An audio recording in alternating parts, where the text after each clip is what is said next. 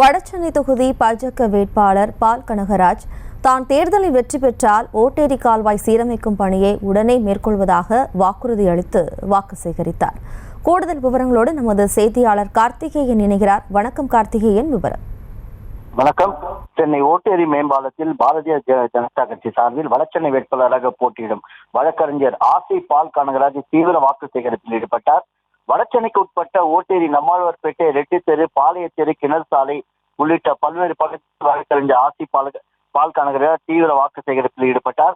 அப்போது அங்கிருந்த பொதுமக்களிடம் ஓட்டேரி கால்வாய் சீரமைக்கும் பணி விரைவில் மேற்கொள்ளப்படும் என்றும், திமுக அரசு இதற்கு முன்பு ஒதுக்கிய நிதியினை அவர்கள் சாதுரியமாக கைப்பற்றி விட்டதாகவும், அதனால் பொதுமக்களாகிய நீங்கள் பாதிக்கப்பட்டு பெரும் கொசு தொல்லைக்கு உள்ளிட்ட பல்வேறு இடர்களுக்கு ஆளாகி வருவதாகவும், சென்னை மாநகர் மேயர் இது குறித்தெல்லாம் கண்டு கொள்ளாமல் அமைச்சர் சேகர்பாபுவுடன் கூட்டணி கொள்ளை அடித்துக் கொண்டிருப்பதாகவும் அந்த பகுதி மக்களிடம் குறிப்பிட்டு பேசினார்.